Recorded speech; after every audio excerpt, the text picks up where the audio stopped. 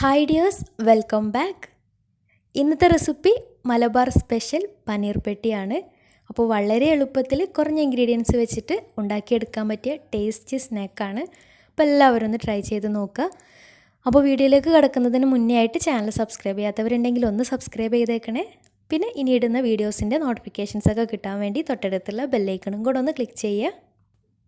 അപ്പോൾ ഈ ഒരു പനീർ പെട്ടി റെഡിയാക്കി എടുക്കാൻ വേണ്ടി ആദ്യം തന്നെ അത്യാവശ്യം നല്ല വലുപ്പത്തിലുള്ള 2 നേന്ത്രപ്പഴം എടുത്തിട്ടുണ്ട്. അപ്പോൾ പാകത്തിന് പഴുത്തിട്ടുള്ള നേന്ത്രപ്പഴം എടുക്കുക. എന്നിട്ട് അതിൻ്റെ തൊലിയൊക്കെ ഒന്ന് കളഞ്ഞിട്ട് ചെറിയ കഷ്ണങ്ങളാക്കി കട്ട് ചെയ്തെടുക്കണം. ഇനി ഒരു നോൺ സ്റ്റിക്കിൻ്റെ പാൻ സ്റ്റൗവിൽ വെച്ചിട്ട് അതിലേക്ക് 1.5 ടേബിൾ സ്പൂൺ നെയ്യ് ഒഴിച്ചു കൊടുക്കാം. അപ്പോൾ നെയ്യ് തന്നെ ചേർക്കുക, അതുതന്നെയാവും അതിൻ്റെ ടേസ്റ്റ്.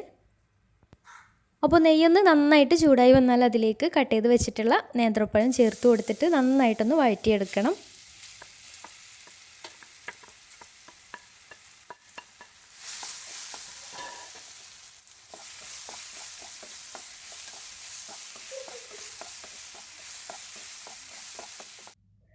പഴമൊക്കെ നന്നായിട്ട് വെന്ത് ഒന്ന് കളറൊക്കെ മാറി കിട്ടിയാൽ അതിലേക്ക് 1.5-2 ടേബിൾ സ്പൂൺ പഞ്ചസാര ചേർത്ത് കൊടുക്കാം.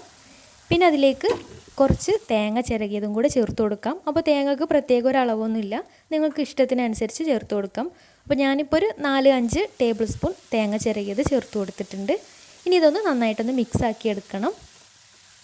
പിന്നെ ഈ ഒരു കൂട്ടിലേക്ക് കുറച്ച് അണ്ടിയും മുന്തിരിയും ഒന്ന് റോസ്റ്റ് ചെയ്തിട്ട് ചേർത്ത് കൊടുക്കുകയും ചെയ്യാം. പിന്നെ അതുപോലെ തന്നെ ഈ ഒരു സമയത്ത് ഇതിലേക്ക് ഒരു മുട്ട പൊട്ടിച്ചൊഴിച്ചിട്ട് അതും ഒന്ന് റോസ്റ്റ് ചെയ്തെടുക്കുകയാണെങ്കിൽ ടേസ്റ്റി ആയിരിക്കും. അപ്പോൾ ഞാനിപ്പോൾ അതൊന്നും ചേർക്കുന്നില്ല. ഇനി ഇതിലേക്ക് ഒരു ടേസ്റ്റിന് വേണ്ടിയിട്ട് ഒരു 1/4 ടീസ്പൂൺ ഏലക്കാപ്പൊടി കൂടെ ചേർത്തിട്ട് നന്നായിട്ടൊന്ന് മിക്സാക്കി എടുക്കാം. അപ്പോൾ തേങ്ങയും ഏലക്കാപ്പൊടിയും പഞ്ചസാരയൊക്കെ ഒന്ന് മിക്സായി കിട്ടിയാൽ മാത്രം മതി, ഒന്ന് ചൂടായി കിട്ടിയാൽ മതി, കൂടുതൽ സമയം ഇളക്കേണ്ട ആവശ്യമില്ല. പിന്നെ ഇതിലൊരു പഴം കുറച്ച് പഴുപ്പ് നന്നായിട്ട് കൂടി പോയിട്ടുണ്ടായിരുന്നു, അതാണ് ഇതുപോലെ കുഴഞ്ഞിരിക്കുന്നത്. അപ്പം പഴുപ്പൊക്കെ കറക്റ്റ് ആണെന്നുണ്ടെങ്കിൽ വേറിട്ട് തന്നെ നിൽക്കുകയും ചെയ്യും. അപ്പോൾ അതായിരിക്കും കുറച്ചും കൂടി ടേസ്റ്റൊക്കെ ഉണ്ടാവുക. ഇനി ഫ്ലെയിം ഓഫ് ചെയ്തതിന് ശേഷം അതൊരു ഭാഗത്തേക്ക് മാറ്റി വെച്ചതിന് ശേഷം ഒരു മിക്സിയുടെ ജാറെടുത്ത് അതിലേക്ക് ഒരു കോഴിമുട്ട പൊട്ടിച്ചൊഴിക്കാം. പിന്നെ അതിലേക്ക് 1/4 കപ്പ് വെള്ളം, 1 കപ്പ് മൈദ, പിന്നെ അതിലേക്ക് ഒരു 1/4 ടീസ്പൂൺ ഏലക്കാപ്പൊടി, പിന്നെ പാകത്തിനൊരു നുള്ളു ഉപ്പും കൂടെ ചേർത്തിട്ട് നന്നായിട്ടൊന്ന് അടിച്ചെടുക്കാം. അപ്പോൾ ഇതുപോലെ മിക്സിയിൽ തന്നെ അടിച്ചെടുക്കണം എന്നൊന്നുമില്ല, ഒരു ബൗളിലേക്ക് എല്ലാം കൂടെ ഒഴിച്ചിട്ട് സ്പൂൺ വെച്ചിട്ട് മിക്സാക്കി എടുത്താലും മതി.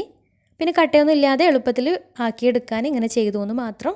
പിന്നെ മിക്സിയിൽ അടിച്ചെടുക്കുന്ന സമയത്ത് മൈദ ആദ്യം ചേർത്ത് കൊടുക്കരുത്, മുട്ടയും വെള്ളവും ചേർത്തിട്ട് മാത്രം മൈദ ഇട്ട് കൊടുത്താൽ മതി, അല്ലെങ്കിൽ മൈദ അടിയിൽ പിടിക്കാനുള്ള സാധ്യതയുണ്ട്, കറക്റ്റായിട്ട് അടിച്ചെടുക്കാൻ പറ്റില്ല. അപ്പോൾ ഈ ഒരു ലൂസിലാണ് മാവ് വേണ്ടത്, ഒരുപാട് കട്ടിയാവരുത്. ഇനി ഒരു നോൺ സ്റ്റിക്കിൻ്റെ പാന് സ്റ്റൗവിൽ വെച്ചിട്ട് നന്നായിട്ട് ചൂടായി വരുമ്പോൾ അതിലേക്ക് 1/4 തവി മാവ് ഒഴിച്ചിട്ട് ഇതുപോലൊന്ന് ചുറ്റിച്ചെടുത്തിട്ട് ദോശ ചുട്ടെടുക്കാം. പിന്നെ നല്ല കനം കുറഞ്ഞിട്ടുള്ള ദോശയായത് കാരണം അടച്ചു വെച്ച് വേവിക്കേണ്ട കാര്യമൊന്നുമില്ല, പെട്ടെന്ന് തന്നെ വെന്ത് കിട്ടും. പിന്നെ ദോശ വെന്ത് വന്നാൽ ഇതുപോലെ പാനിൽ നിന്നൊന്ന് വിട്ട് നിൽക്കും, അപ്പോൾ പാനിൽ നിന്ന് മാറ്റാം. പിന്നെ മുകൾ ഭാഗം ഒന്ന് മറിച്ചിട്ടിട്ട് ഒരു 2 സെക്കൻഡ് ഒന്ന് വേവിച്ചെടുക്കുകയാണെങ്കിൽ ഒരു ഒട്ടുന്ന പ്രശ്നം ഉണ്ടാവില്ല. അപ്പോൾ അങ്ങനെ വേണമെങ്കിൽ അങ്ങനെയും ചെയ്യാം. ഇനി അടുത്ത ദോശയും ഇതുപോലെ ചുട്ടെടുക്കാം.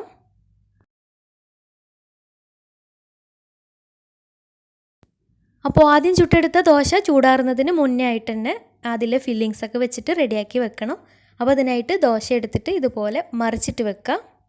അപ്പോൾ താഴ്ഭാഗം മുകളിൽ വരുന്ന രീതിയിലായിട്ട് വെച്ച് കൊടുക്കുക. എന്നിട്ട് അതിന് മുകളിലായിട്ട് 1.5 സ്പൂണ് ഫില്ലിങ്സ് വെച്ച് കൊടുക്കാം. എന്നിട്ട് 2 ഭാഗവും ഇതുപോലെ നല്ല ടൈറ്റായിട്ട് മടക്കി കൊടുക്കുക. നല്ല ടൈറ്റായിട്ട് തന്നെ മടക്കി കൊടുക്കണം, എന്നല്ല കറക്റ്റായിട്ട് നല്ല ഷേപ്പിലായിട്ട് നിൽക്കുകയുള്ളൂ. ഇനി ബാക്കി 2 ഭാഗവും ഇതുപോലെ ടൈറ്റായിട്ട് ബോക്സ് രൂപത്തിൽ മടക്കിയെടുക്കാം. അപ്പോൾ ഇത്രയേ ഉള്ളൂ, പനീർ പെട്ടി റെഡി ആയിട്ടുണ്ട്. ഇനി ബാക്കിയുള്ളതും ചൂടോടുകൂടി തന്നെ ഇതുപോലെ മടക്കിയെടുക്കാം, നല്ല ടൈറ്റായിട്ട് തന്നെ മടക്കിയെടുക്കുക. അപ്പോൾ ചൂടോടുകൂടി മടക്കിയെടുത്താൽ മാത്രമേ നല്ല കറക്റ്റായിട്ട് ഒട്ടി കിട്ടുകയുള്ളൂ, നല്ല ബോക്സ് രൂപത്തിൽ കിട്ടുകയുള്ളൂ. അപ്പോൾ ഒന്ന് ചുട്ടെടുത്തതിന് ശേഷം അടുത്തത് പാനിൽ ഒഴിച്ച് കൊടുത്താൽ ഉടനെ തന്നെ ആദ്യം ചുട്ട് വെച്ചത് ഇതുപോലെ ഫോൾഡ് ചെയ്തെടുത്തിട്ട് റെഡിയാക്കി എടുക്കാം. അപ്പോൾ അതുപോലെ ചെയ്തെടുക്കുകയാണെങ്കിൽ പെട്ടെന്ന് തന്നെ പണി തീരുകയും ചെയ്യും. അപ്പോൾ ഈ ഒരു റെസിപ്പി അറിയാത്തവരുണ്ടെങ്കിൽ ഒന്ന് ട്രൈ ചെയ്ത് നോക്കുക. എന്നിട്ട് ഫീഡ്ബാക്സൊക്കെ ഒന്ന് താഴെ കമൻറ്റ് ബോക്സിൽ അറിയിക്കാൻ മറക്കരുത്. അപ്പോൾ ഇന്നത്തെ വീഡിയോ ഇഷ്ടമായെന്ന് വിചാരിക്കുന്നു. ഇഷ്ടമായെങ്കിൽ ലൈക്ക് ചെയ്യുക, ഫ്രണ്ട്സ് റിലേറ്റീവ്സിനൊക്കെ ഒന്ന് ഷെയർ ചെയ്യുകയും ചെയ്യുക. അപ്പോൾ നല്ല വീഡിയോസുമായി വീണ്ടും വരാം. അതുവരെ take care, bye, thank U.